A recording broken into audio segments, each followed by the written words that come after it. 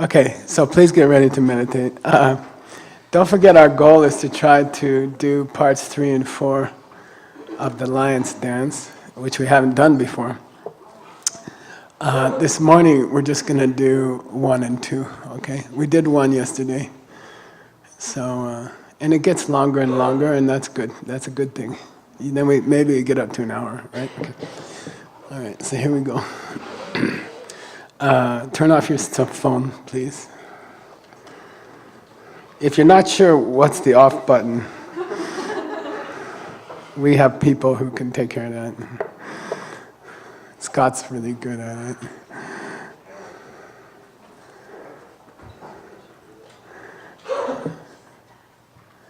Good morning, Mr. Dunn. We should give him a hand, I think.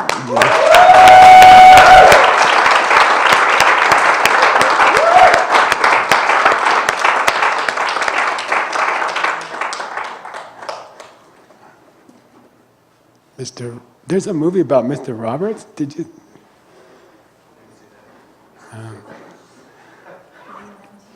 I saw the previews. It's coming out, but it's just like he's the nicest guy anyone ever met, and he reminds me of Mr. Roberts. Okay. Rogers. Sorry, I that was after my time. Okay. All right, let's go. Blow your nose if you haven't.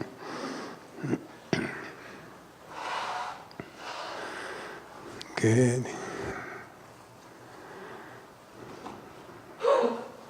Okay, here we go.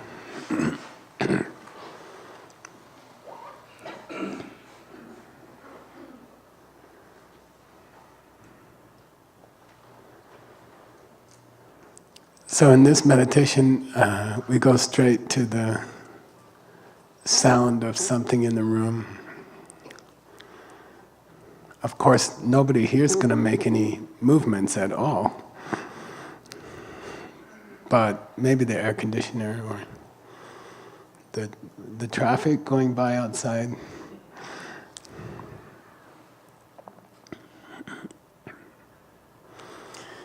We'll spend 10 breaths there. If it's a weekend, you have extra time, you can do 20 breaths.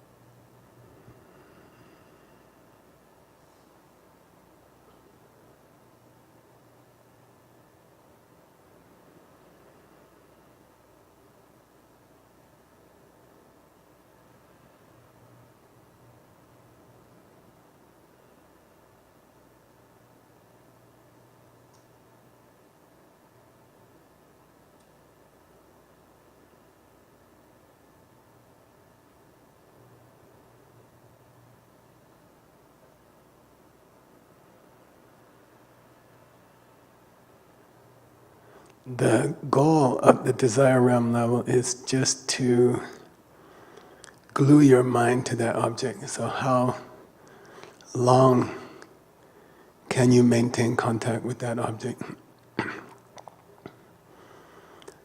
As you get better at it and the contact becomes almost constant, then the goal is to relax into it so that there's not so much effort to stay glued to the air conditioning sound. But in the beginning, it's how many of the 10 breaths can you stay on the object?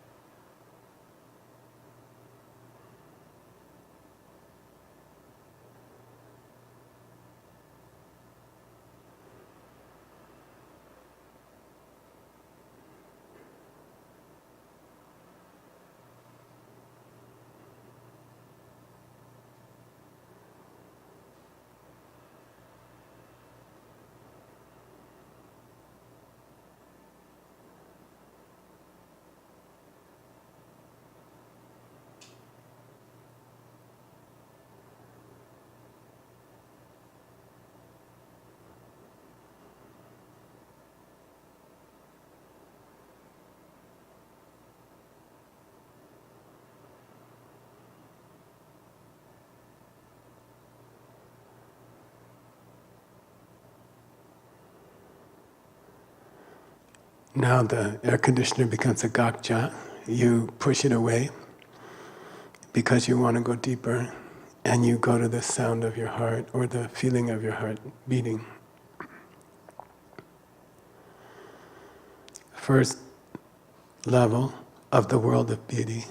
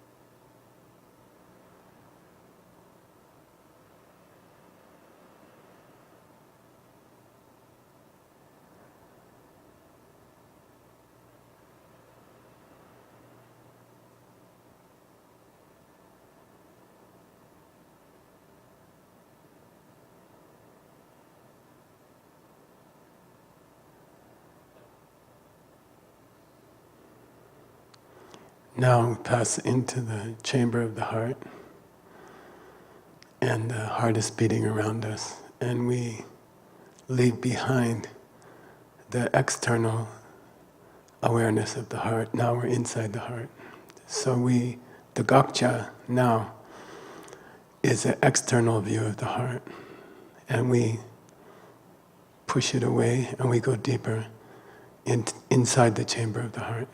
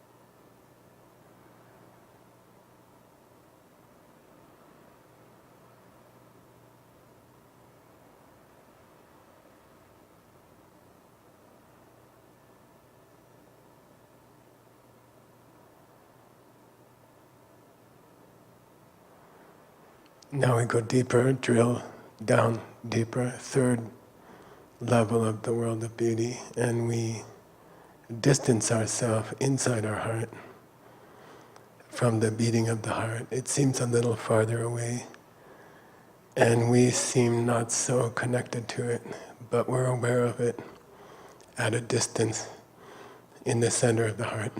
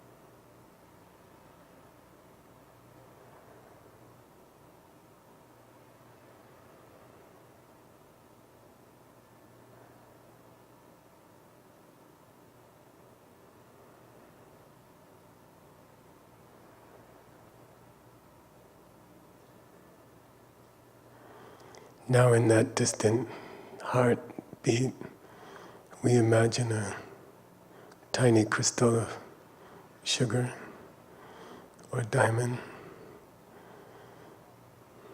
and we go smaller, smaller, smaller, smaller, smaller,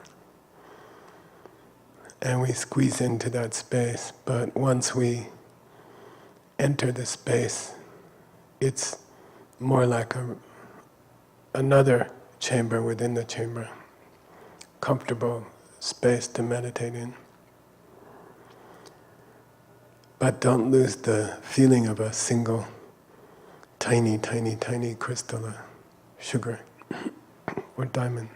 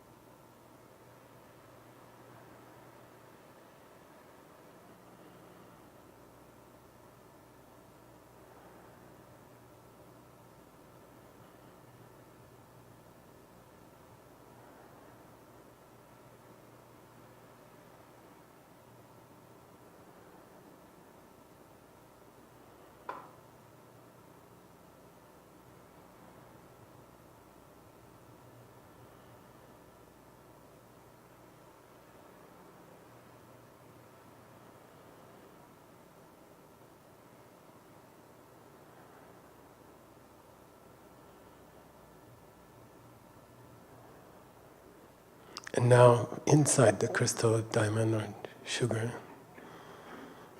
we imagine a vast sea,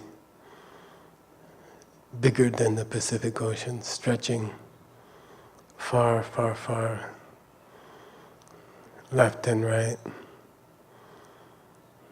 to the horizon and beyond. And then to get our mind to expand, we drop a pebble in the middle of the ocean, which has a very, very mirror-like surface, very, very calm. And then we follow the ripples out beyond the horizon.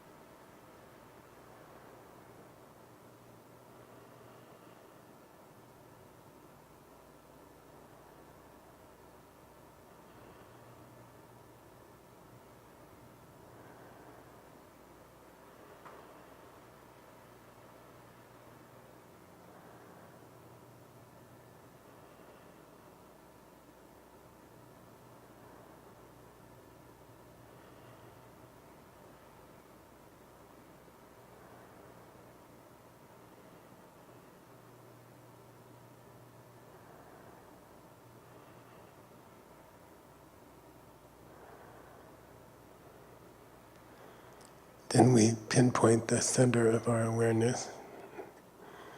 For me, I like to imagine it's in a dark space at the very center of my mind. And then I turn on the light, and awareness expands out like a ball, and it passes our sky, passes our sun, passes our planets, and continues on in a huge globe throughout the universe. And as it goes, it meets other globes, other spheres of other people's awareness as they're meditating in other places, and it keeps expanding further and further, even though I'm still inside the crystal.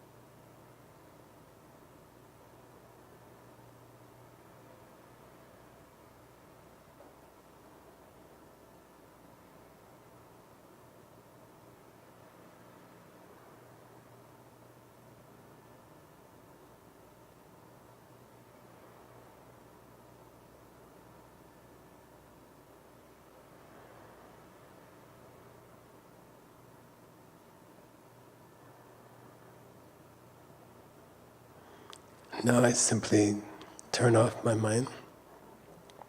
If thoughts and feelings appear, I block them actively.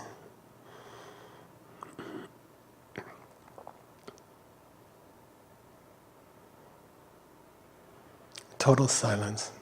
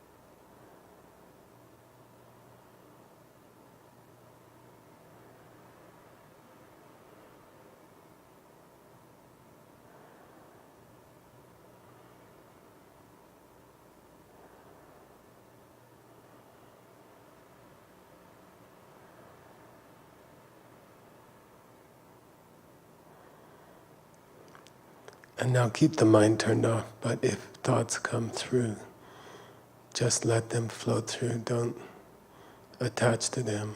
Don't try to stop them. Stay even more silent.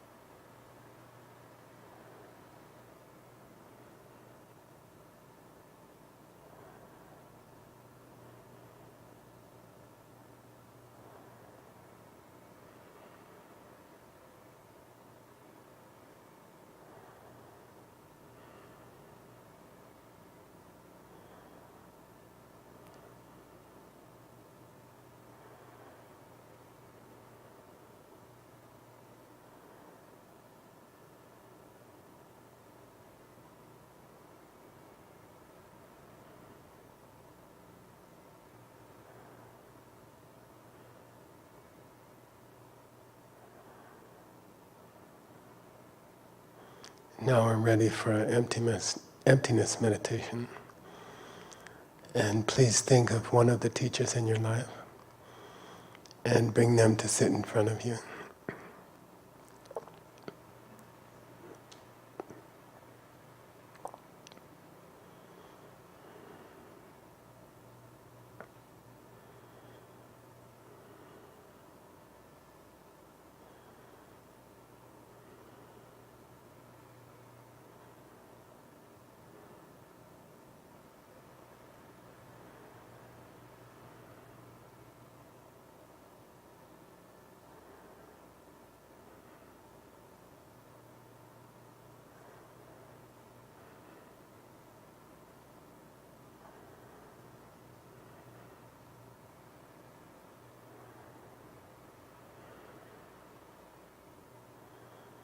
Now please think of how you first met them. What was it seems like an accidental meeting or coincidence. Events brought you together. I'm thinking of an influential teacher when I was about 12. And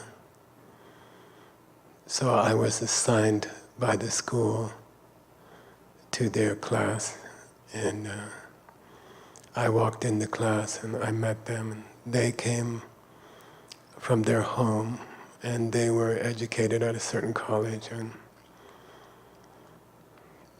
all the forces, all the events that brought us together for our first meeting.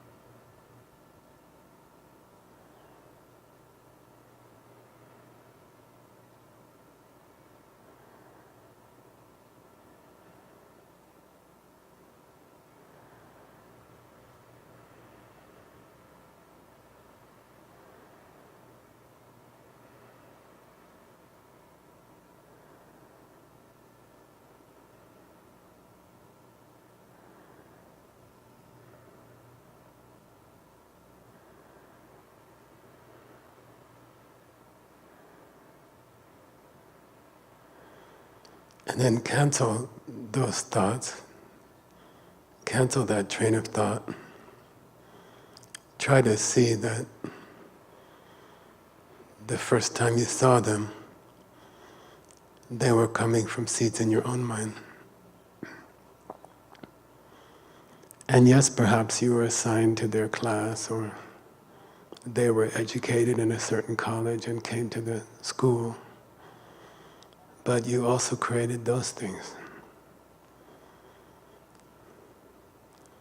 It all come from you. There's no teacher who was not pouring out of your own mind. And there's nothing you can see in your teacher that's not coming from you.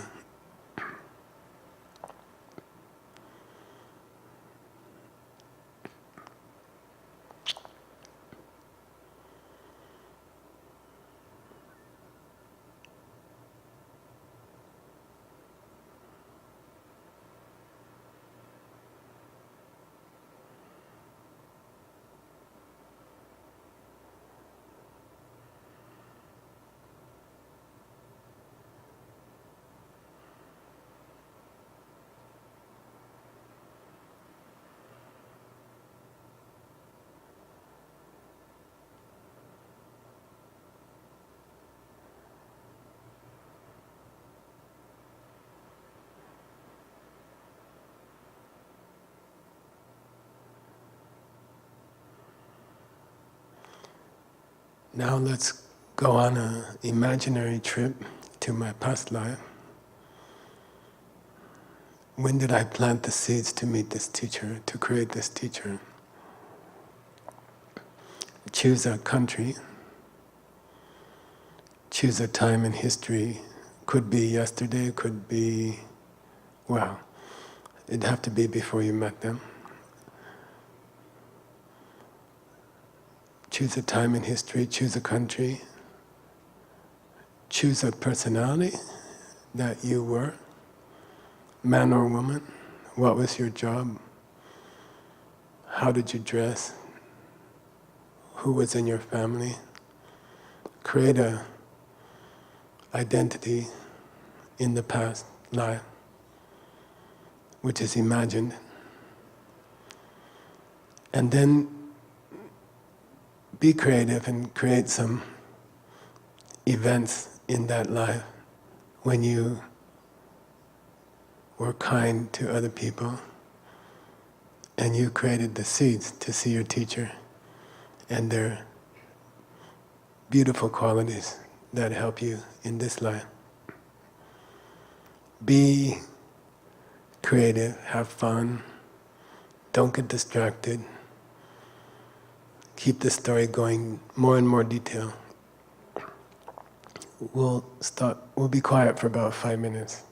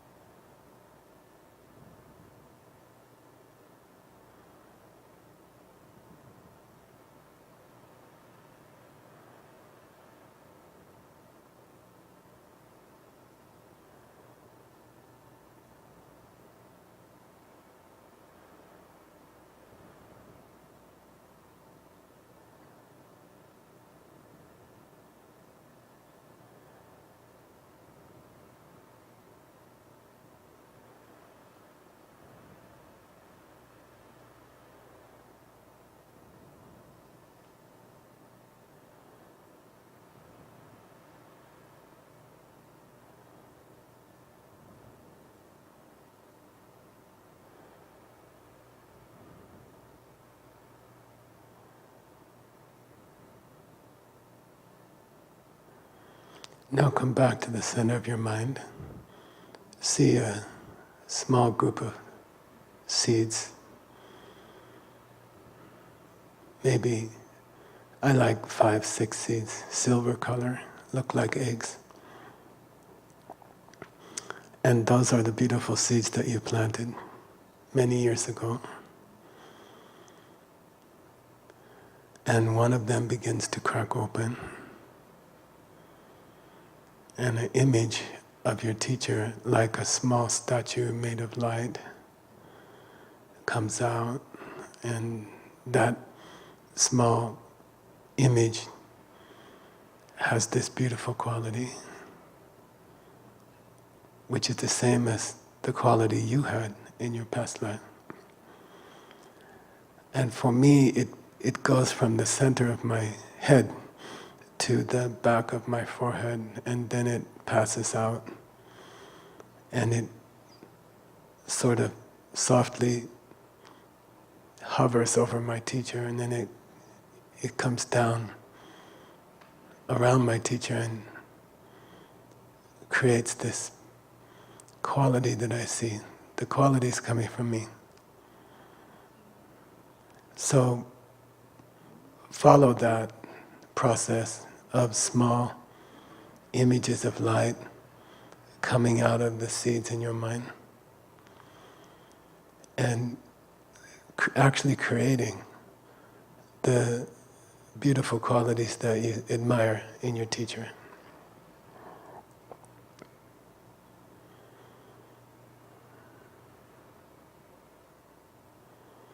Someday you'll be able to see them really, just before you see emptiness directly, maybe 1 or 2 hours before that, at the end of the second of the 5 paths, path of preparation, you will actually see the seeds opening into these images and creating things in front of you.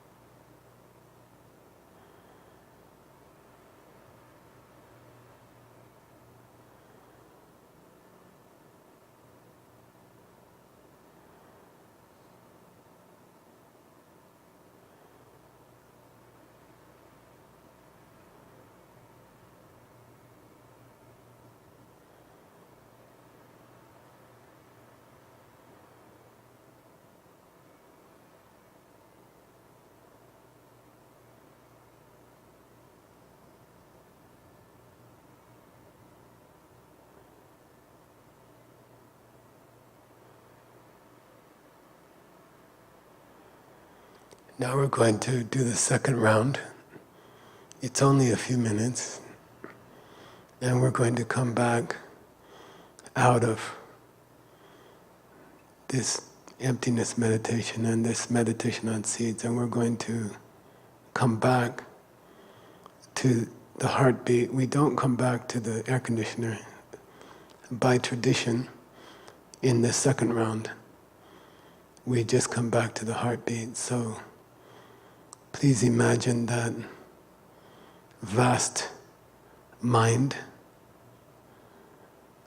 as big as space, and it is returning to the center of your mind.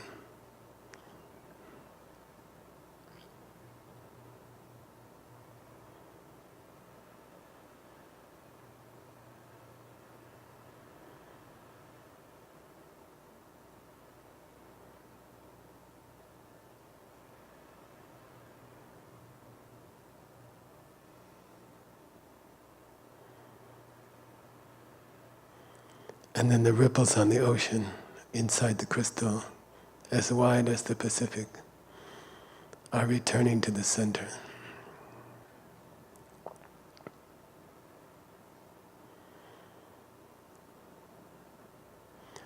The amount of time you spend as you go down should be about half of what you spent going up.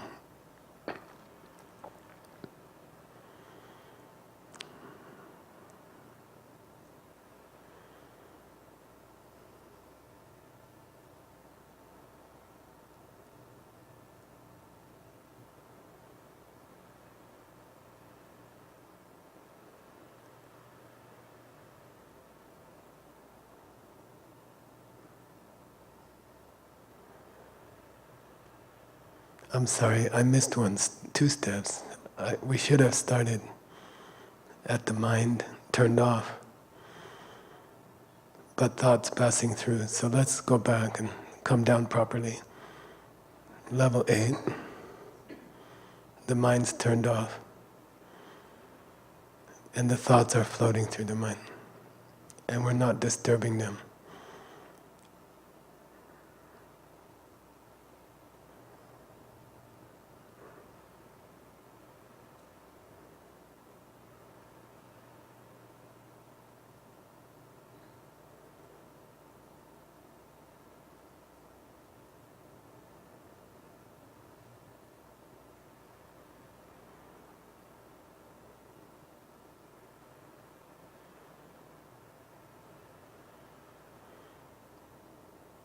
And now down to the 7th level, 7th floor of the elevator.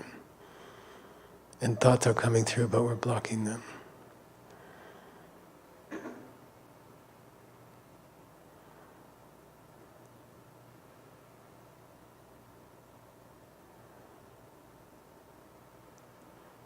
This level is very tempting to stay there. It feels good. It's not good karma. It's not a good seed. It's just a tool.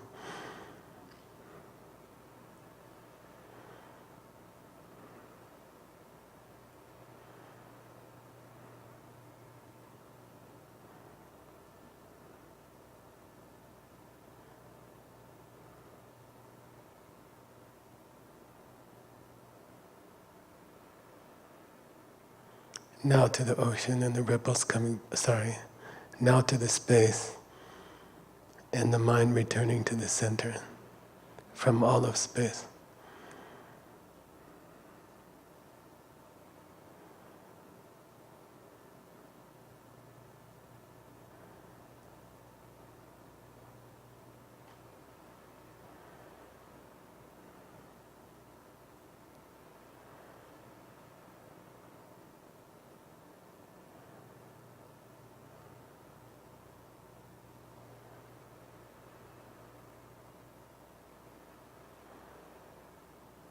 And now the ripples returning on the ocean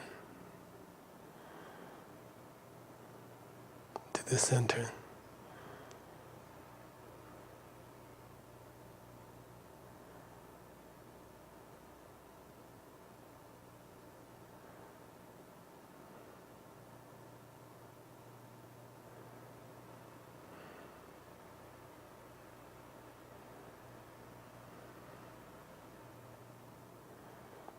And now return to the awareness of the crystal. Tiny, tiny crystal of white in the center of your mind.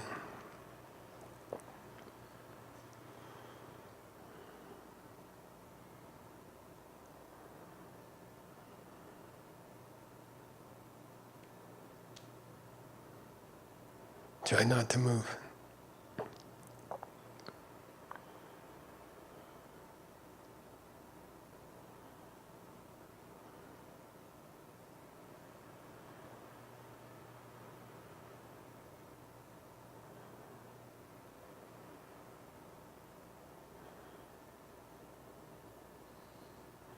Now return to the heartbeat at a distance in the center of your mind.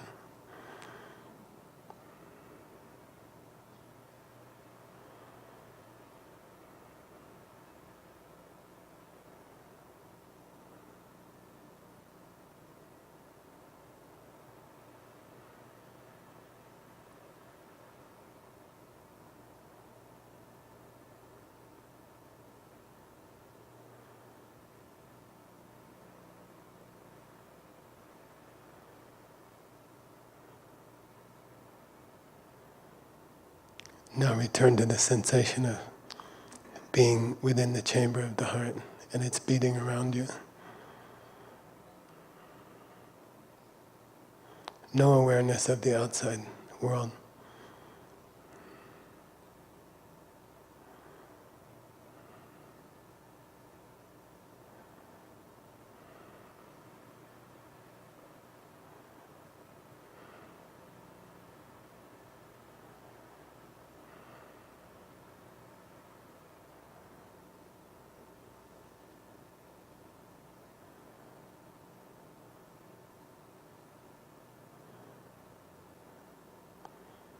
Now return to your body, and you are feeling your heartbeat.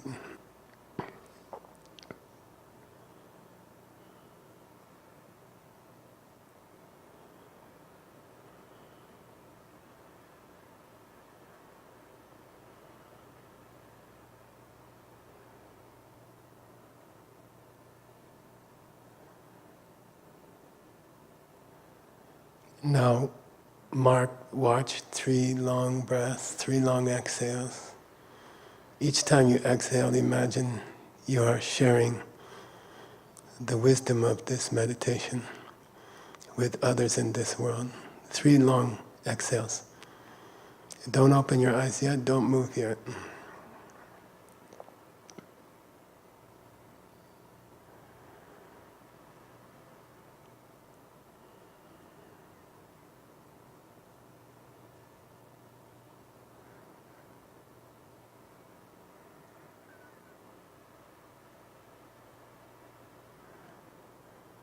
And then slowly you can open your eyes. Take a stretch.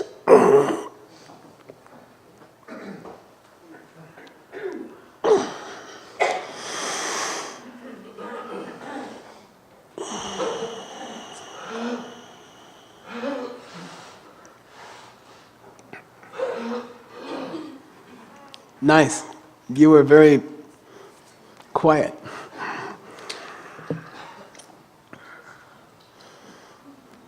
Feel Ruhe? Is there Ruhe? German. Yeah. Okay. Questions? Any questions? Drink something, okay? Drink water.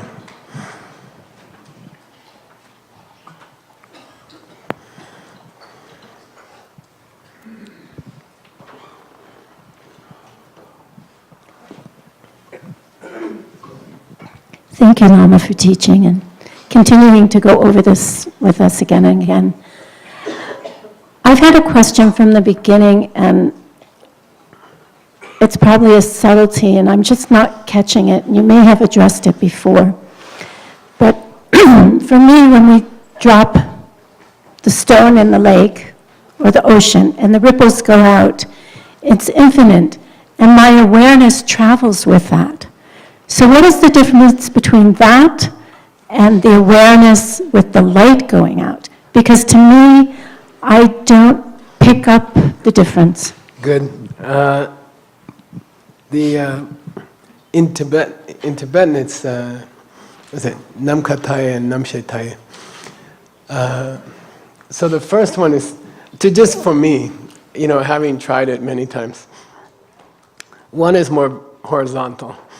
So I'm not going to the whole universe. I'm just going to the edges of the universe. And it's easier to imagine an ocean. An ocean is physical, and these are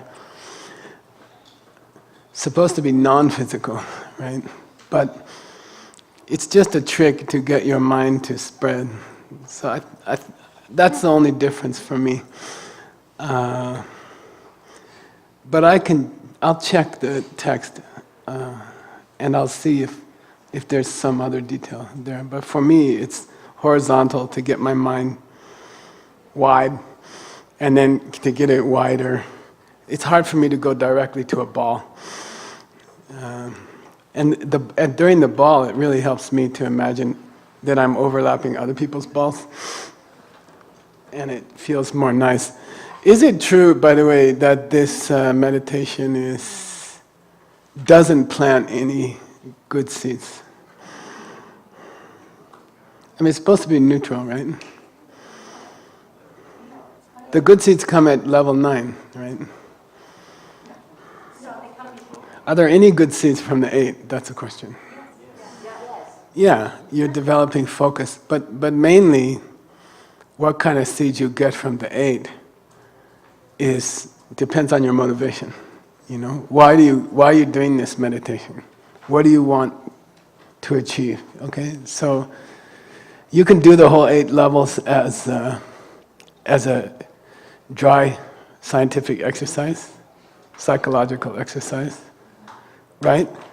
Hinayana exercise, or you can, from the beginning, say, this is going to help me see emptiness directly, and then I can be on all those planets and help people. Okay? So it depends on you, how you go. But I'll check the text. The classic texts on the lion's dance don't go into the nature of those 8. And some texts tend to favor the formless realm, and some texts favor the form realm. So I got it from 2 different sources. So I'll check. There's a 150-page document of notes that I made, if you're interested. They're mostly in Tibetan, but maybe some of the translators. But I did about 150 pages of research for this meditation. So, and it's from many sutras in the later texts. Okay, so I'll go check, because I was curious also. You know, what's the difference between those 2? And I'll check again. Okay, I'll do it right now, just for fun. And I'll send those notes to Tim maybe. And if you're interested, some of it's translated, not much.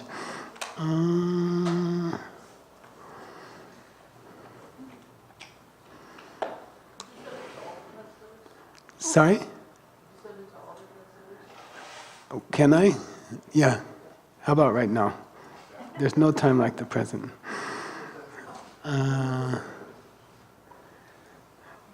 So Nick, Ben, Adam, Word, Utpala, Stanley, Allison,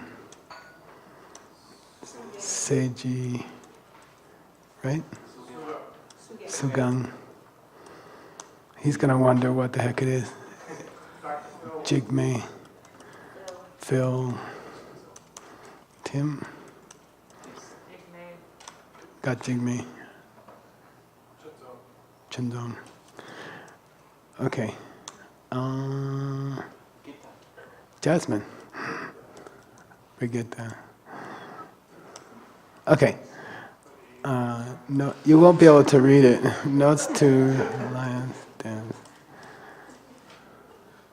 Updated about a couple days ago.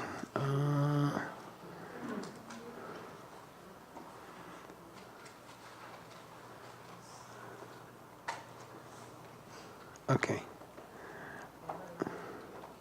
I should have sent it to Gelsey.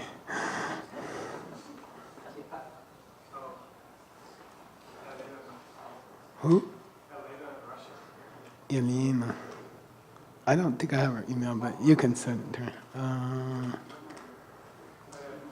Who? Pamela. Who? Oh, Gami. Wait, okay, stop. You guys share it. All right, let's see the notes I made. And we'll take a pee-pee break in about 5 minutes. Sugme. Namshe. Namkata. Yeah.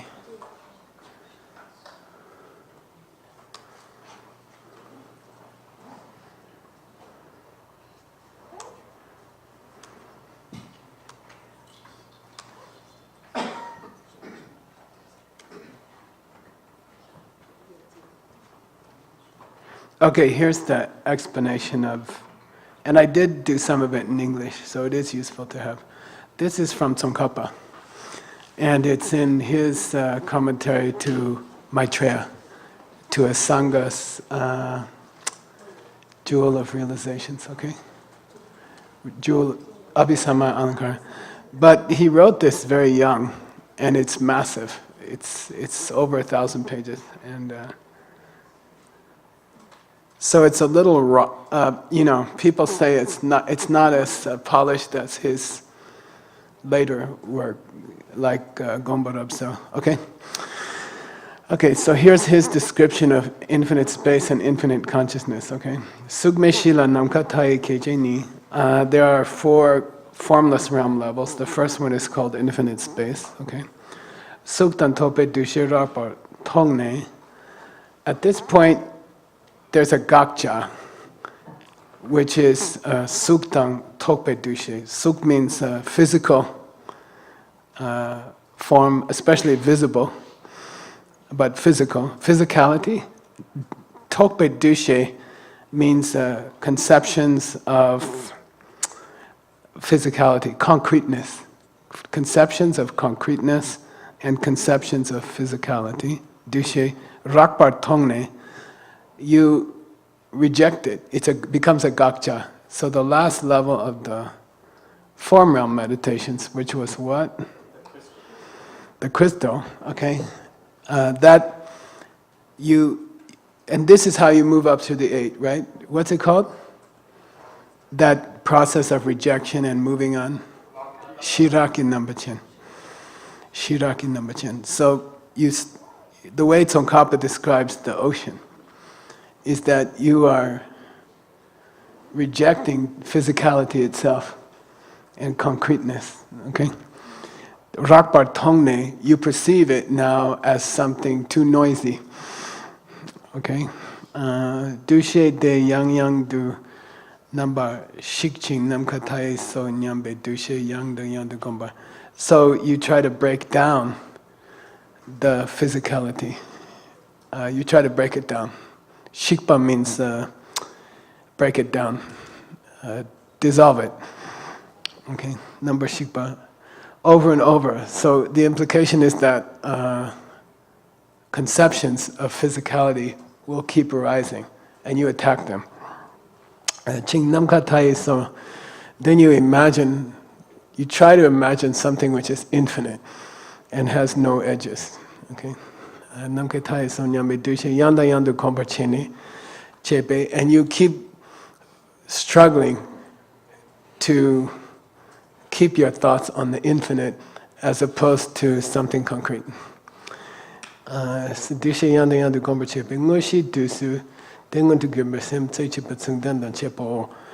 then when you get to, that's the moving into the endless space, okay?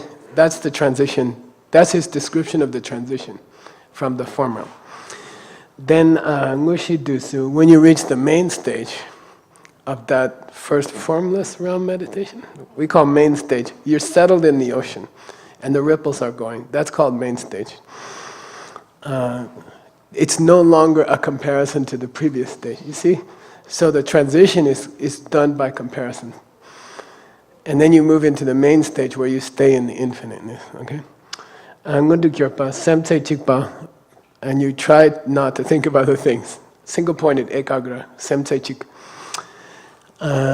Sungden dan chepa, what's that mean, sungden?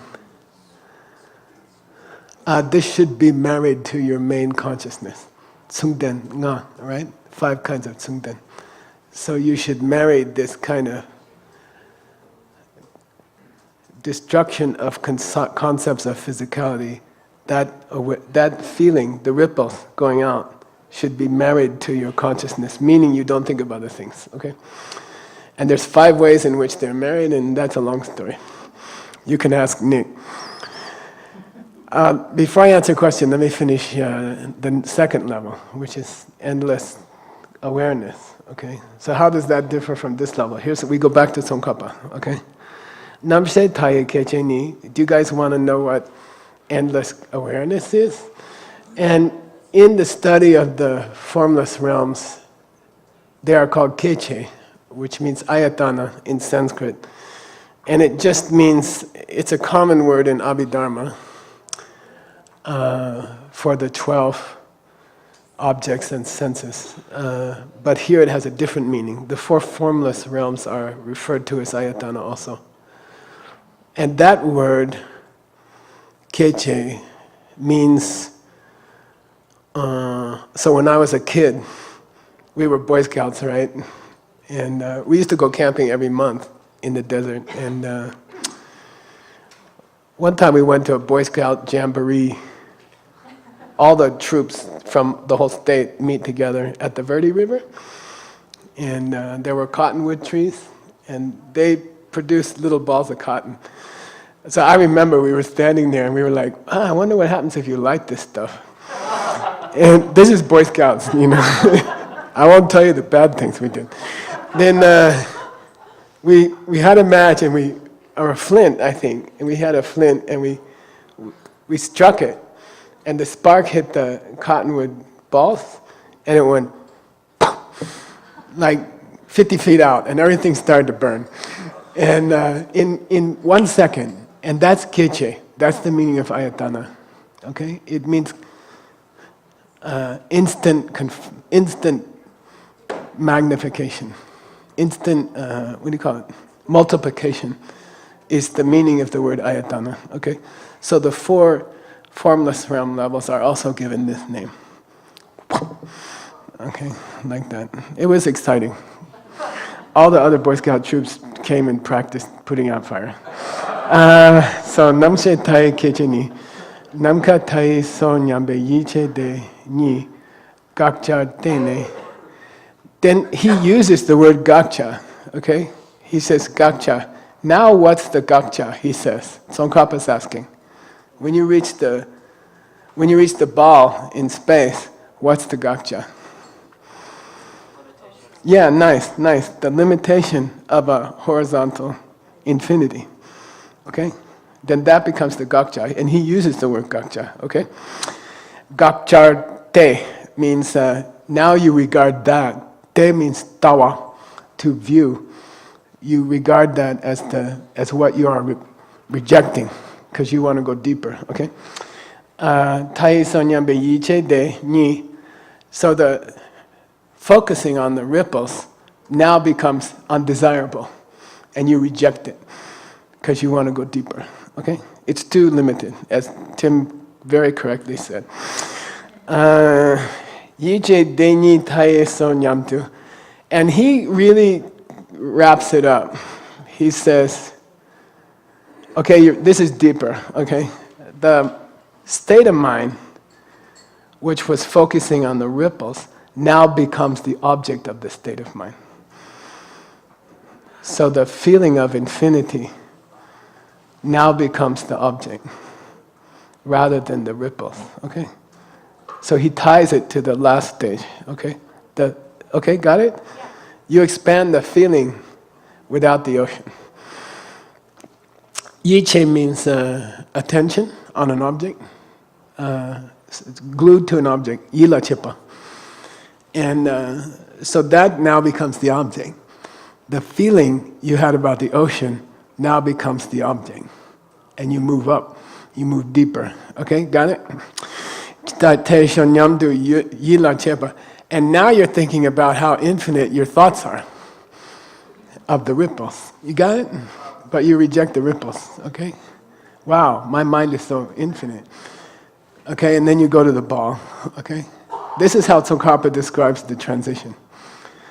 Nguntu Gyurpa, and you stay there. Nguntu Gyurpa, you bring that state of mind to your mind and you stay there. Okay, got it? So that's Tsongkhapa's answer to your question. Yeah, that's cool. I mean, I would do all this, but we don't have time to do 150 pages. But it's all awesome, you know, which means we need more translators. That book by Gyaltsab J really needs a translator, K2J, and we need the cause for the effect. Because unfortunately, translators tend to eat. They eat more than other people. I think it's the mental stress. I'm not going to tell them about the coffee expenses. That's pretty major. Okay, let's take a pee-pee break. When we come back, let's just for fun, to take kind of a mental break, let's do some more Lam Rim meditation guide training. Okay, 6 more idim. What's idim?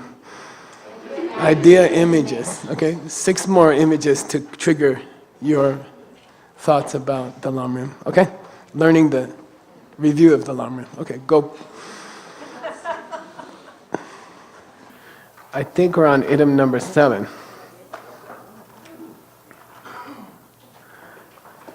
I had 2 questions about this Lam Rim meditation guide training program,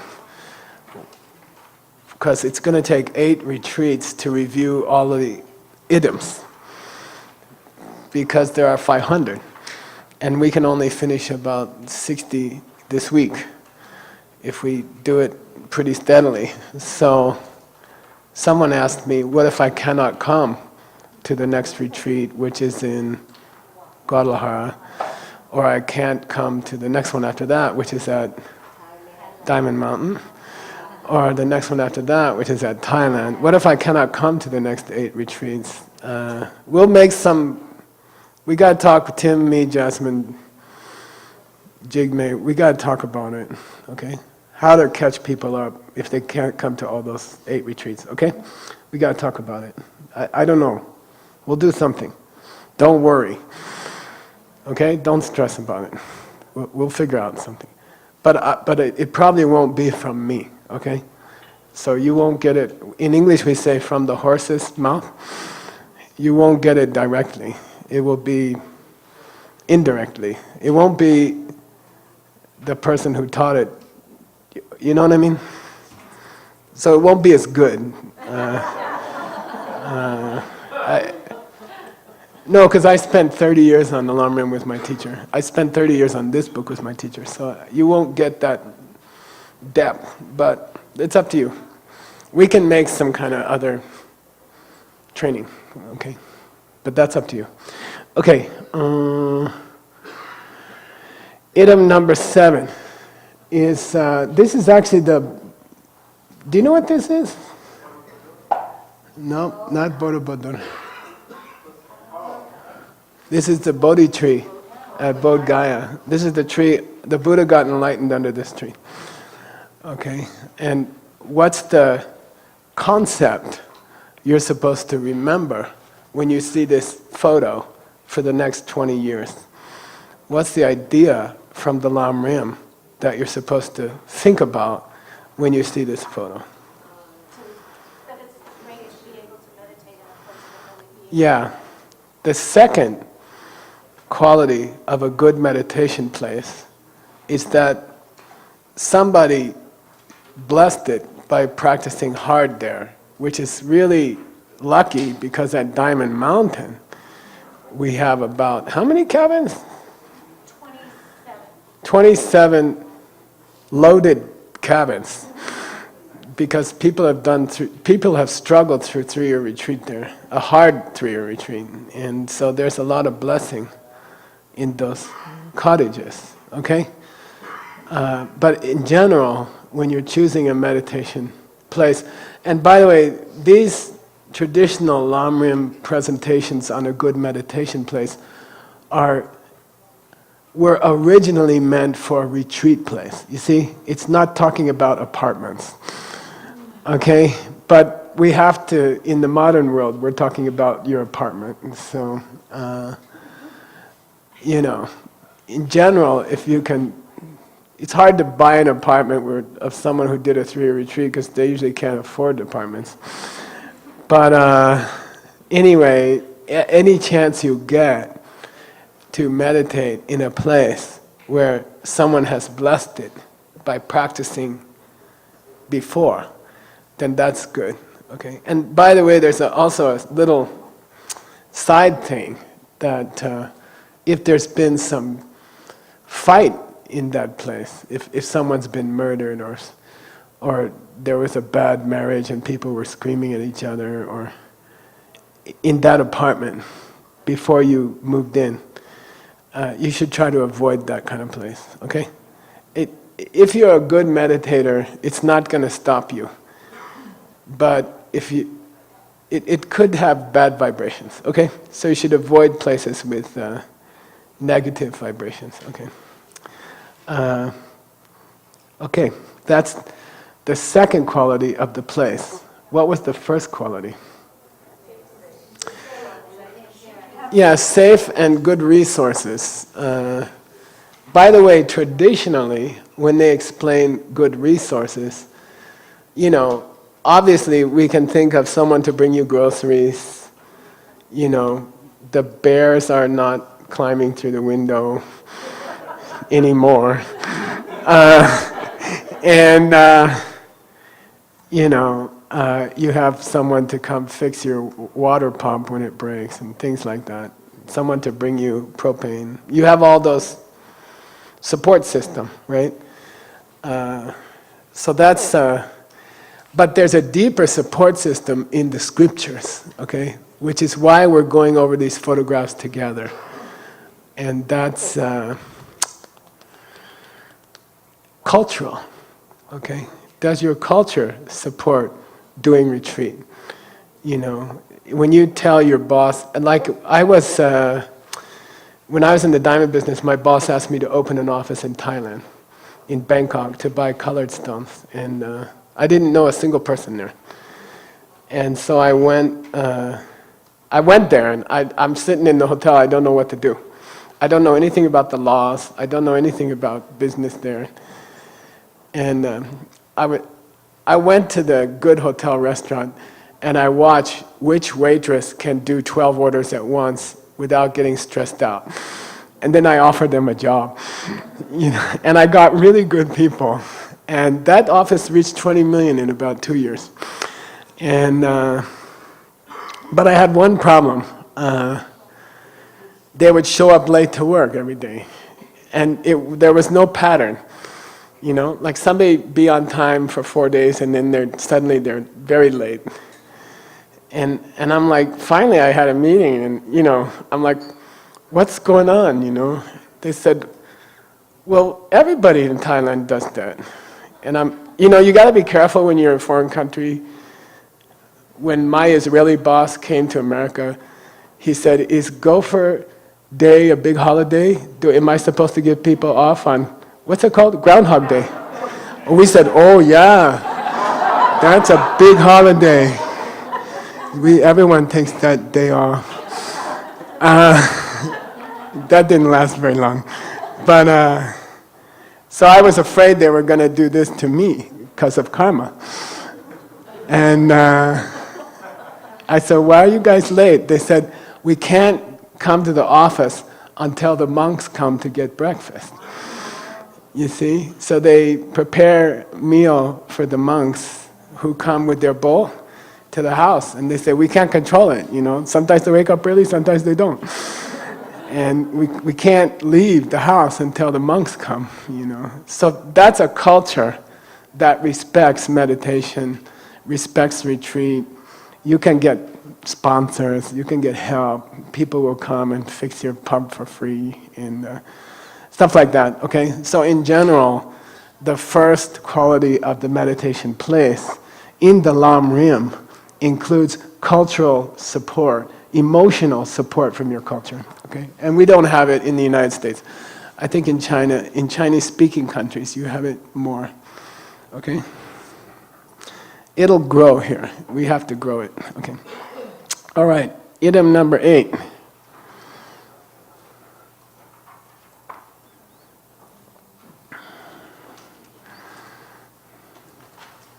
Third quality of the place, and thank you for making such nice slides. It should be comfortable and healthy, okay? I've meditated, like in Ireland. I did a retreat in Ireland, and it was all full of mold. You know, like smelled bad, and everything's green. And it was hard to breathe. It was hard to meditate, okay? And so try to choose a place which is healthy and clean. And in the Lam Rim, on this one, they emphasize temperature. The temperature of the room that you meditate in should be comfortable to you, okay? So like Scott and Orit have these wars. Orit doesn't like air conditioning, Scott does. Maybe, I don't know, Tuesday she gets no air conditioning, Wednesday there is air conditioning. But it should be comfortable for you. That's why I chose the photo. How you're going to remember this photo when we get the 500 photos is behind the window you can see some snow. Okay, and she's snugly in her t-shirt. Get it? So it's okay if the outside is cold or polluted or too hot, but you should be snugly. For you it should be like, this is perfect, okay? That's the photo I tried to pick, something like that. So it doesn't mean you can't do retreat in a cold place, but the room should be warm and healthy. You shouldn't be meditating on a cold floor, things like that, okay? The room should be comfortable. And that goes back to the first one.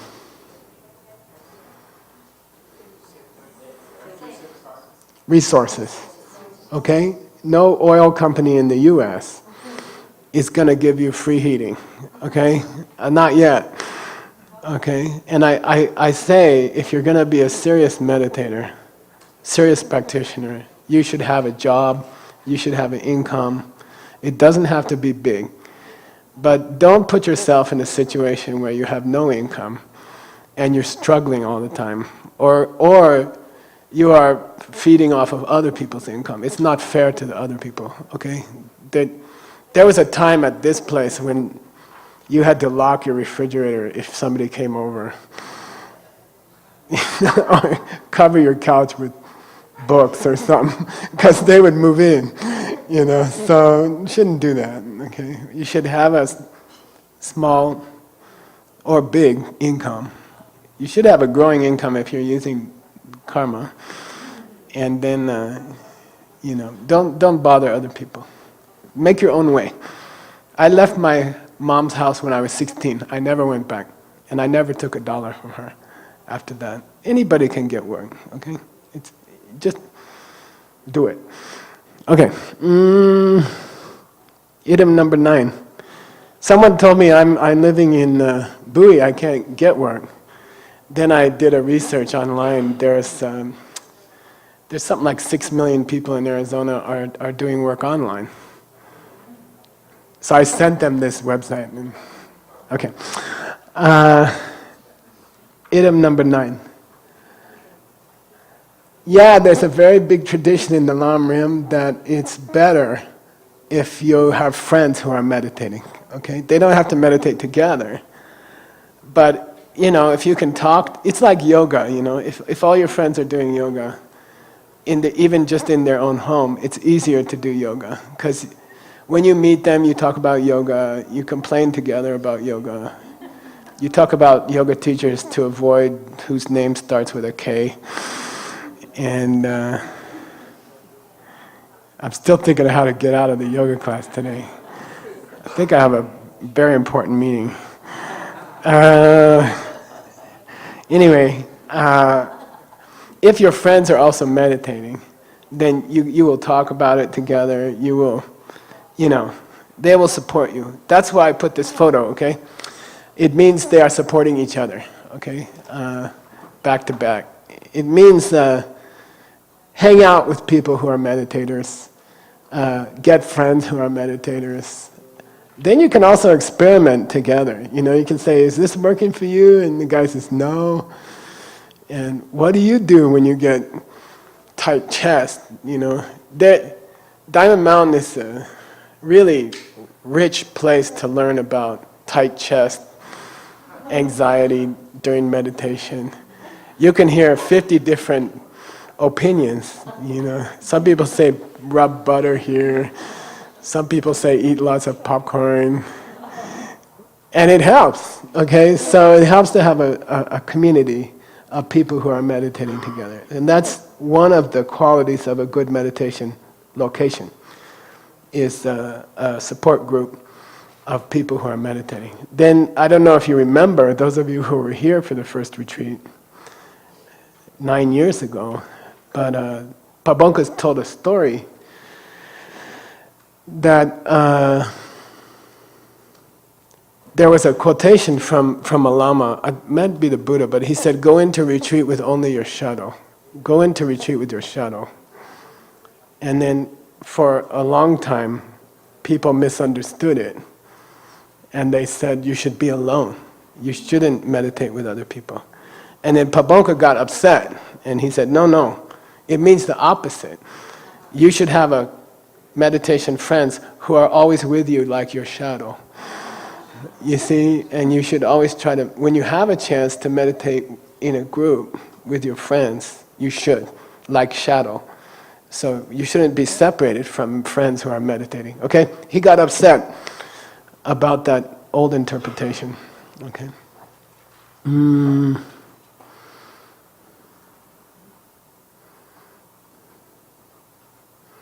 Okay, item number 10.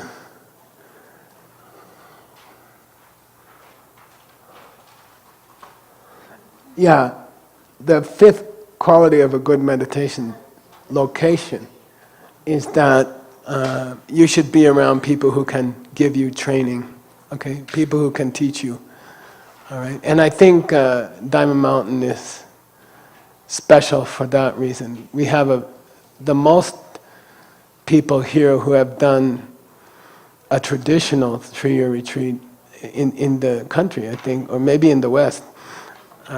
So you have a lot of resources here. You have Earl, or Connie, or John, or Vimala, or Chinzom, or etc. You have people here who have many years of retreat experience and meditation experience, okay? So that's one of the decisions you should make about where you live. When I graduated from college, I had to make a decision where to live. And the plan was to go to Del Mar, California, because it has really good surf. And that's where I surfed last week, the whole week. It's beautiful. It's unbelievable. And then unfortunately I met the Buddhist people. And then, I'm like, and in fact, I even met with the Dalai Lama once, and during those times, and I'm like, where should I go? And he says, there's a great Lama in America. And I'm like, who's that? He said, Khenpo Rinpoche Geshe Lostar. I'm like, okay, I'm there. Which state? New Jersey. New Jersey's nickname is armpit of the country because it smells bad. It's all gasoline factories, and it's the worst place to go if you're a surfer. But you have to go where you can get teaching. Okay, so that should be a big part of where you decide where to live, or where to meditate. Meditate where there are people who can help you. Okay, that's part of a desirable meditation location. Okay, all right. Those all together, the 5 qualities of the place, are the first condition for good meditation, okay? I'll repeat it. Those 5 qualities, the last 5 pictures, are all a subset. They're all part of the first condition for good meditation, okay? So condition number 1 is a conducive place.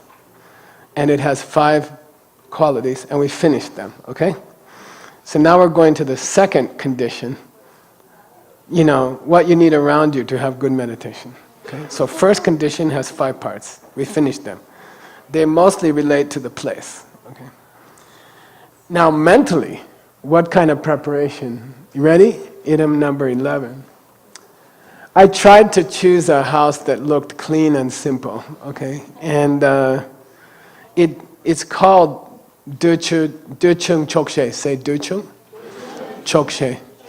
Duchung Chokshe. This comes from Vasubandhu.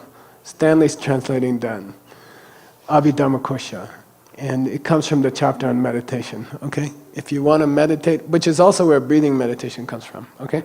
If you want to meditate, if you want to learn to meditate, Döchung, Chokshe. Two things, say Döchung, Chokshe. Very, very, very famous for meditators, okay? Döchung means keep your needs few, okay? Keep your desires in control, okay? Don't worry about having the latest clothing or the latest car or things like that. You know, fancy food, expensive, nice coffee. Well, that's an exception. But in general, if you can keep your life simple, you'll be a better meditator. There are people who can meditate and be wealthy.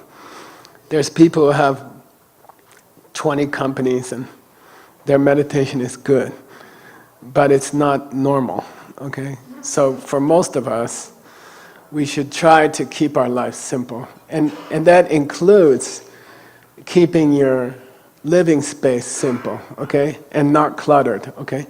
A cluttered living space is a disaster for meditation, okay? And, you know, I go through this thing every 6 months. People give me things. People give me little things, you know. And my house is small, you know. So then they start to push me out of the house, all the things, you know. And then I get them all together and I put them, I have a storage room, but now the storage room is full. And you gotta keep fighting with things. It's a war, okay? You gotta keep fighting with things. Scott and Henri's house is very good for meditation. I really admire it. I don't know, I think they're just too busy to put anything in their house. But it's simple, it's clean, it looks like this. There's no stuff at all. There's no stacks of papers, there's no magazines, there's no junk, even Dharma junk, right? Like too many Buddhas on the shelf. Okay, so keep it simple, all right?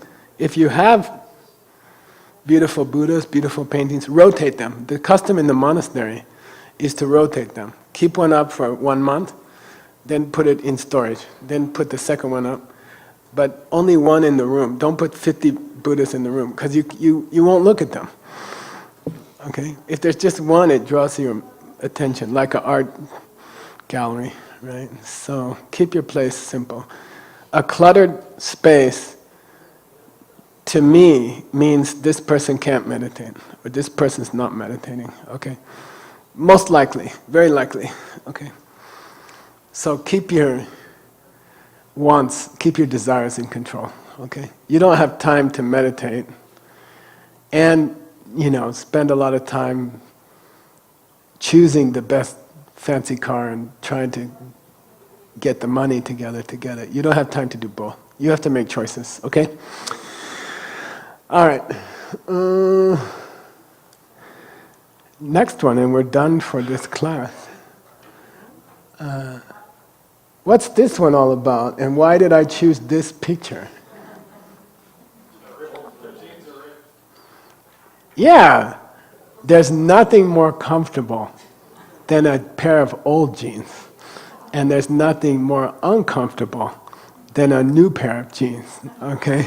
In my opinion. So, enjoy the things you have, okay? Like, take your old jeans out and kiss them and say, I love you, and you're gonna be here forever.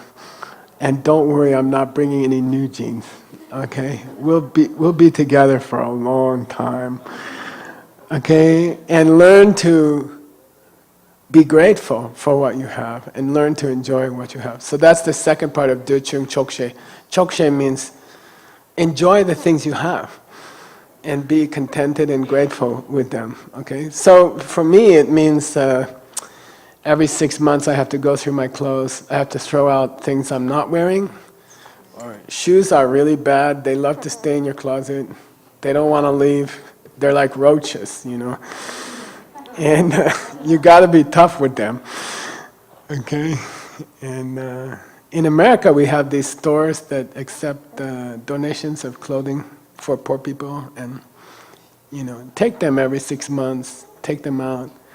Okay, but the emphasis for meditation condition number 3 is really, to me, it's enjoyment. Enjoy the things you have, treasure them, be grateful, be contented. Learn to be contented with what you have. So people give me yoga t-shirts over and over, and I give most of them to the Goodwill store for the poor people. Maybe 1 out of 10 I will keep, but I have to keep getting them out of my house. It's a big struggle, okay? And I take my favorite one, and then I wear it for like 7-8 years, so. And I enjoy it. You see what I mean? So it's a kind of enjoyment. It's a kind of pleasure in something you are friends with, your old genes. And have a relationship with them and the things in your house, okay? Like, get some beautiful things that are simple and elegant. And then don't let other things attack your house. And that will make your meditation better, okay? Cool? So that's the second set of 6. Remember, the goal is you're sitting with Jasmine when she's taking applications for the teacher training, Lamrim meditation, and she's showing you photographs. And she's like, what's this? Okay? So that's your problem. You also have to choose somebody. I have a suggestion for you. Choose somebody to go get the Chinese translation of this Lamrim, and choose someone to go get the English translation of this Lamrim, and ask them to put the page numbers of the idioms in the idioms. Okay? So this condition number 3 is discussed on a certain page in the translation, the 3-volume translation. Then let's put it in the training document. So if you want to know more about this idiom, here's the page number of the Chinese, and here's the page number of the English. So you got to find someone to do that. Okay? Good? All right. Let's do Lamrim. Okay, this is a review, okay? And I'm really happy we're doing it. You're supposed to do it if you teach Lamrim. But usually I'm too busy. But we're doing it, so congratulations. Okay. All right. We finished, we have half an hour, right, Tim? Half an hour. If you have a desperate PP event, just feel free. Okay, I don't want to cause anyone pain. So I'm going to go to Shesok, okay, Adam? Z-H-E-S-S-O-G-S.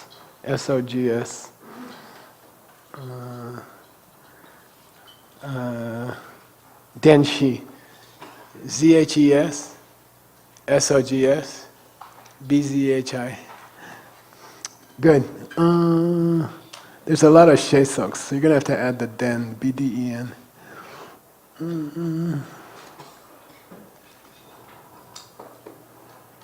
There you go. Okay, we're going to start here. Those of you who are new, I like to go through the book the old way. Okay? It's boring for the students and it's fun for the teacher. Okay? So I go word by word through the book, and I prefer to teach it the old way. Okay? This is 1,000 years old, how to teach it. Okay? So, and I'm gonna use the Tibetan because I want people to learn it. I also want the rest of you to be on the translation team next life. So I'm planting lots of seeds. Okay? So don't think I'm just trying to make you suffer. Or somebody told me, Geshe, more people will come if you don't do the Tibetan. I said, I don't care. I want the hardcore people. Okay, so here we go. Sheso Denshi Lensen number Chunisa Day. This day means, do you know Gom Day? Gom Day is a practice in Buddhism. Gom means meditation. Day means mantras. okay, doing mantras. So the word for mantra is mooning, like dawa, the moon. Not that kind of mooning. But because the moon is the repeat of the sun. The word for moon in Tibetan is the repeat. Da means repeat. And the honorific word for a husband or wife is body moon. Your second part, your other half. Okay. So anyway, Depa means to repeat mantras. Okay. So here it means the Buddha. In his first teaching, Depa, the Denshi. What's that mean? Yeah, he went through it 3 times. Okay, and the 5 guys listening, who's the tiger and her cubs, they reached different levels each time he repeated. One of them reached Arhat, for example. Okay, Kaudinya, who was the king of Kalinka, cutting off Buddha's fingers in the Dhammapada Sutra. Okay, Korte Denshi Chunkorsum. So Denshi Chunkor is the name of the first turning of the wheel by the Buddha. Okay, it's called Denshi Chunkor. Okay, the cycle based on the 4 truths. Okay, what's the other 2 called?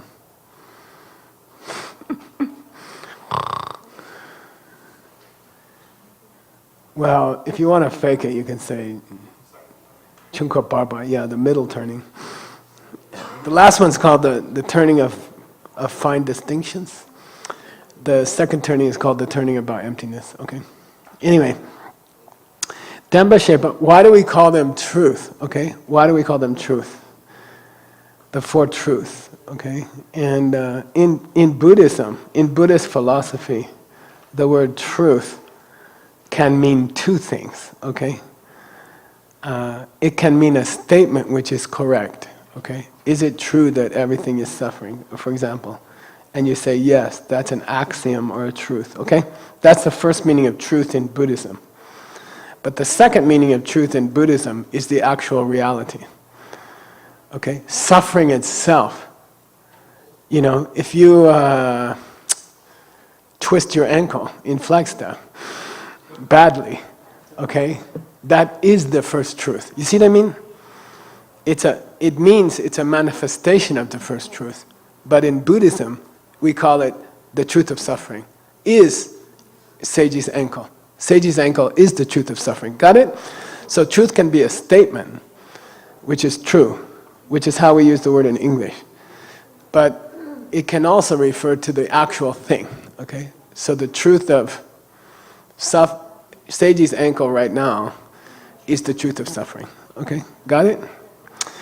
Now, why do they call it true? So Pabonka says, why do we call them the 4 truths? Why don't we call them the 4 principles or something like that? Why do we call them the 4 truths? Papa namki jita sikpa shin demba. Because the only true thing in the universe is what Aryas see. Okay? Which means everything you see before you're an Arya is in a way false. Okay? You don't see anything right until after you see emptiness directly. Okay? Nothing. So the reason for calling them the 4 truths is kind of radical. You see? It's not that there are 4 true things. It's that everything you saw before that was fake. Okay? Husbands who yell when you didn't do anything. Got it? Your husband's secret girlfriend when he's ordering you something on Amazon. Got it? These are all fake. Okay? So the reason they're called the 4 truths is deeper than 4 principles. It means everything you saw before was wrong. Okay? The Lama that you met on Thanksgiving, you know, because someone invited them, who came in a car, who was born in a, you know, all fake. Okay? Got it? It's very beautiful, in my opinion. Okay. Beina detarja, that's why we call them truths. Okay? Got it? All right. Now we're going to advance. Oh, so you have a little meditation in your meditations for this class, there's a different book, right? And I think there's a lady on the roof meditating, okay? She's a businesswoman. By the way, the very first picture you have is many different people, I think, right? Why did I put many different people in that photo? It's that bodhicitta experience when you see emptiness directly. It's to remind you of the faces coming up, okay? Now, for Jasmine and Tim and Jigme, when we're doing the idioms, we're going to split them up, okay? We're not going to put 16 things in one picture. But for this class, we are. So there's 16 different parts to the first picture. And you're going to be meditating on them during your 3 days of personal retreat, okay? So, Geshe, are we supposed to do lion stance? Or are we supposed to do review of the idioms? Or are we supposed to do the new pictures? What's the answer? Yes. Don't diamond deal me. I'm a diamond dealer. Okay? You have to do all three. But we don't have time. I don't care. You figure it out. Okay? Ignore the schedule. Sorry. Okay. No, I mean, try to get as much as you can. Now, part of the wisdom in retreat is to know what you cannot do. Okay? Like, it's okay with me, and it's smart for a retreater to say, I'm going to focus on the 16 truths for 3 days. And Geshe, with all respect, I'm not going to do the lion stance. I don't have time. And that's your decision, okay? That's part of doing a retreat. The best way to ruin a retreat is to try to do too much. The second best way to ruin a retreat is not to do enough. Okay? So you got to judge. Only you can judge when you're going crazy or you're being lazy. Okay? I can't be in the retreat cabin. Okay? You have to decide what are you going to focus on. And you have lots of choices. It's like we call it in English, we say a kid in a candy store. It's so fun to watch kids buy candy with their parents, you know. I need this, Mom. You know, and then Mom says, okay, and then they go to the next shelf. Now, I also need this. And the mom's like, wait, you said you need, yeah, but I need both. And they're so cute when they're convincing their parents why they need both kinds, you know. You can't just buy me chocolate. Who eats just chocolate? Okay, all right, so that's up to you. So actually, the only true thing in your life is the pen. Okay? And the Lama who's coming from your seeds, all right? All right, those are the only true things. Okay, only what the Arya sees is true. Okay, the rest is mistaken. Okay, wrong. There's a debate in Madhyamika. Does a non-Arya ever have a correct perception? Ever. You know, we study pramana. What's pramana? Valid perception. And there's a school that says never. No one sees anything correctly until they see emptiness. Okay? That's radical. Okay? Okay. Deyang Gyunde Kiwang Duchena. Gyunde is the Tibetan word for ingwo. Cause and effect. Okay? Gyunde means cause and effect. Okay? Deyang Gyunde Kiwang Duchena. Now, he's talking about the order in which you teach the four truths. We talked about it yesterday, which means you forgot it last night. So, here's where he discusses the question of what's the order of the four truths. You know, which one do you teach first? He says, Gyundeki Wang Duchena. If you're talking about cause and effect, in time, which truth should come first? The source of suffering, which is called in Tibetan kunjung. Kunjung means where everything comes from. Kun means everything, jung means come from. So he says, Kunjung Mundu Sung Gukyang. We should be teaching the source of suffering first. It should be the first truth. Kyang. But, okay, there's the Tibetan word for but. Dear Denshi Korim Dogde Dunya Dambangundu Sungwe Ne Ni. But teaching it out of order has a ne. And that's called Marmahatha in Sanskrit. And Seiji's going to explain it. Go ahead. Killing point, okay? Crucial point, okay? His book starts out with a very tantric description of killing points, Marmahatha. Marma came into English as murder, mortuary, mortal. Hatha came into English through the root han, which became gun, and is the root for ahimsa, okay? So, Mamaharta means, what's the killing point? It means like, if you cut a person here slightly, they will die. No, nobody can save them. I had a friend, Vajrapani Institute, right? He went to Hawaii to have a fun life. He building a house, he fell on a nail here, and his wife watched him die. Because you cannot stop the bleeding here. One point in a human body, you cannot stop the bleeding. Nobody. A doctor cannot save you. That's called killing point, okay? What's the killing point for the... Why are we talking about killing points with the Four Truths? He says there's a big important idea here called killing point, Manmahatha, and it's a big subject in Seiji's text. When you get it, you'll be happy. Dear Denshi Gorem Dokte, why do we mess with the order? Dok means mess with, turn it around, okay? Adams has a lot of dokes in his text. His text is about 2 years of dokes. Not dopes, dokes. Anyway, dok means you reverse to a, why do you reverse them? Okay? Dokte, dunya demba nguntasungwe. Why do we teach the truth of suffering first? He says, nay, there's an important point here. There's a crucial point here. What? Rimshin dunya la yinjung kewechir.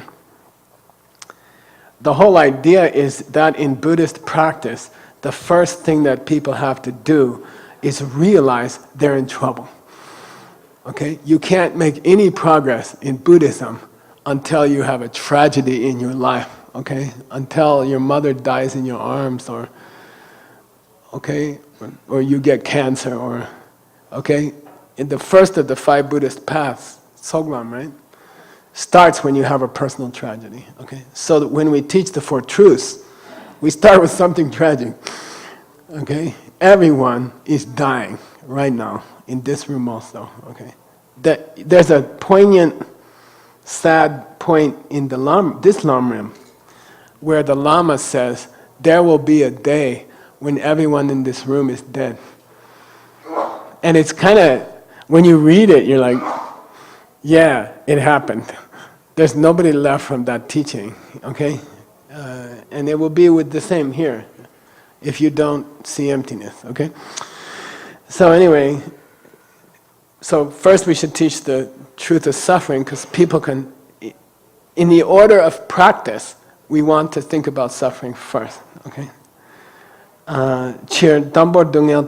We teach suffering first, okay? De la yinjung mepa de gyu pongdu minjung we so. Here yinjung means the mind came out, but it's a synonym for ngenjung, which means renunciation, okay? If you don't get the feeling in your heart that you would like to quit this pain, you would like to get out of this pain, you can't practice Buddhism, okay? So that has to come first, okay? You cannot get the first of the 3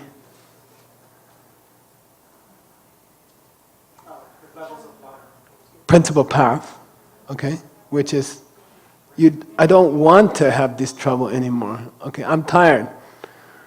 I don't want to live in a world where my friends die and my wife gets cancer, and I don't want to, I'm tired of it. I don't want to live in a world where, I meet irritating people all day. I don't want to be there anymore. Okay, that's called Yinjung. Yinjung mepa de gyu pongwa dun minjung we so. If you don't get tired of the trouble in this life, you will never try to find out what's causing it. Okay, that's called you pong dun minjung we. You won't look for why it's happening. Okay, so if your life is too pleasant, in Buddhism, you're considered an unfortunate person. You should have some trouble, okay? So, you can all go like, yeah, Geshe, I'm so lucky.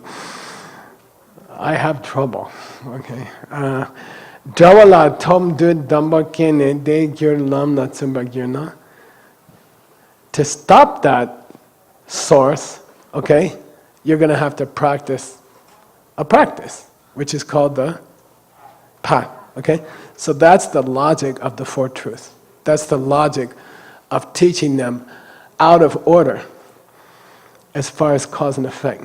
Okay, got it? We treat, it's effect, cause, effect, cause. It's not cause, effect, cause, effect. Okay, got it? Alright. The whole presentation of the Four Truths is based on the needs of the students. Practice. Okay? That's why we teach them in this order. Then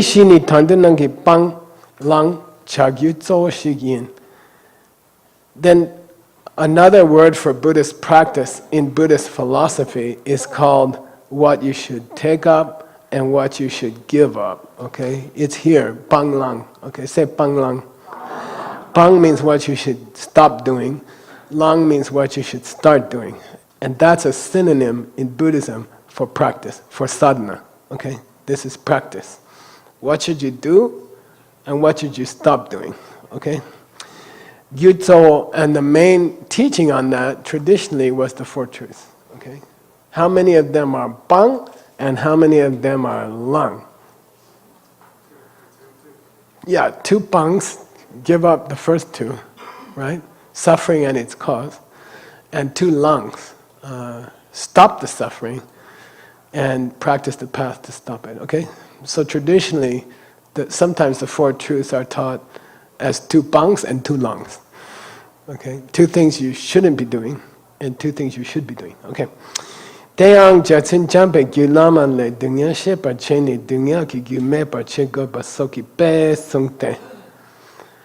he quotes Jetsun Jampa, Maitreya. Okay, Mr. Love. You heard about it from the story of the dog. Okay? That's Mr. Love, Jampa, Maitreya. Okay? So he's going to quote Maitreya. And this is where he starts to explain the relationship we should have with each of the Four Truths. Okay? What should I be doing to truth number 1? What should I be doing to truth number 2? What should I be doing to truth number 3? That tradition started with Maitreya. Okay, explaining it that way started with Maitreya. In what book? Gyu Lama. Uttara Tantra. Okay, Uttara Tantra. One of the 5 great books of Maitreya. Brought to this world by a Sangha after he had an incident with a dog. Okay, okay, got it? And that's called Uttara Tantra, but it's not a Tantra. Okay, Tantra in the word Uttara Tantra doesn't mean secret teaching. It means a line. Okay, Tantra also means line. Okay, okay. Yum lamale dunya shepa chene. Dunya ki gyu mepa chepa. We have to understand we are suffering, and then we have to turn off the water of the source. Okay. Gopa soki pe means an example. Okay, pe means an example. So Maitreya taught our relationship to the Four Truths with a metaphor. He chose a metaphor. And here's the verse, okay? I cut the verse out for you.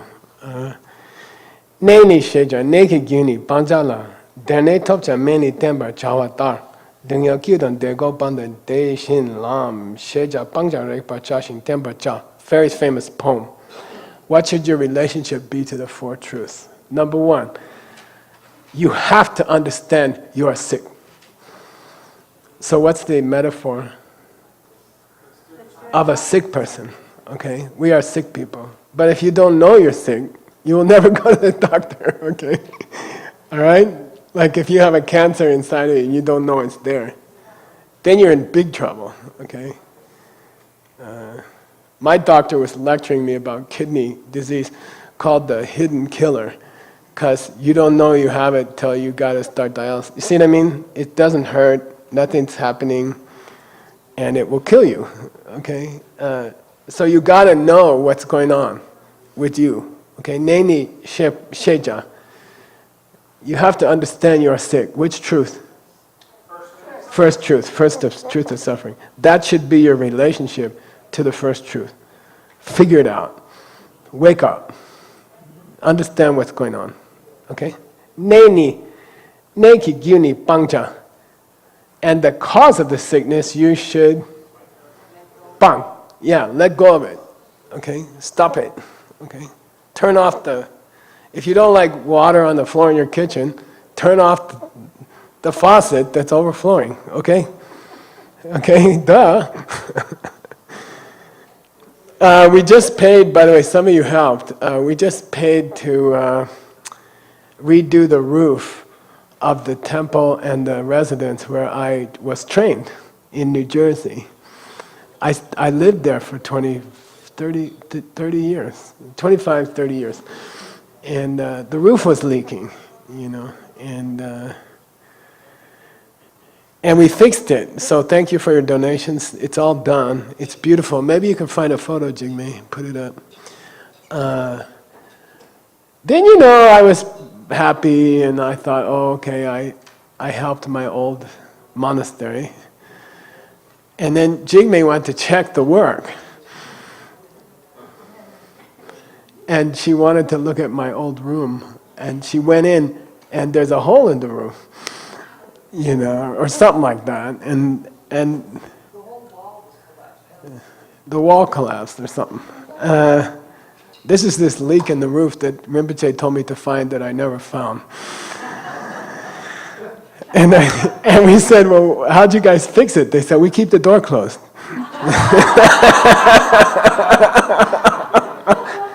The roof collapsed, the ceiling collapsed in my old room, so they keep the door closed. Nobody goes in there. Okay, but you have to find where it's leaking, okay? If you don't like water on your head, then find truth number 2. Okay, got it? Pangcha, and stop it. Okay, fix it, okay? That's the first line of who? Maitreya, yeah. Second line, Derne Topcha. Their name means Dewa La Nepa. Because it's poetry, he's crushing the words together. Dewa La Nepa. What's that mean? Adam, Nick, Dewa La. Yeah, Ne. Nepa. Stay, yeah, place or stay. So we want to reach and stay in a place of happiness. What's that? Which truth? Number 3. It's number 3. Okay? Meaning health. Here Dewa means health. We want to reach a state of health. Okay? And that's the third truth. Okay? You're healthy. It means nirvana. Okay? Got it? We're still continuing with the sick person metaphor. Okay? If you want to get healthy, that's the third truth. Then guess what you gotta do to be healthy? That's the fourth truth. Men need tembaja. You should take medicine. Now, there's a word in Tibetan which occurs rarely, bsten, instead of brten. And the translators know it well. It means rely on a lama or rely on a medicine. It's only used for 2 things. Okay? And it's a beautiful word. And it's extremely hard to translate. And it's one of the first lam rims. Shinyan Tenso. How do you ten on a lama? So it's interesting that the word is related to the word for taking medicine. Okay? What your relationship with your teacher is your relationship with your aspirin. Okay? Got it? Okay, fourth. Take the medicine. Truth number 4, the path. Okay. Dungya gyudan degok pa dan deshin nam. So to summarize, says Maitreya, suffering is cause, stopping it, and the path. Okay, that's the third line here. He names the 4 noble truths. Oops, the 4 Arya truths. And then he says, then he states your relationship to them in the last line. Sheja, Pangja, Rekja, Tenja. You should know what's going on. Sickness, suffering. You are dying during this class. Pangja. Stop it. Stop collecting the causes for that. Rekja here means touch it, reach it. What? Good health, which is cessation of pain. Okay? And then tenja. Use, for God's sake, take the medicine. The medicine's here. For goodness sake, wake up, take it. It's here. You know? These beautiful dudes in the translation team have translated it for you. It's there. Take it. Okay? Like, go, go, go, go. Okay? That's whose advice? Maitreya. Okay? So that's a very famous statement of our relationship to the 4 truths. Okay? And we'll continue that next class. Is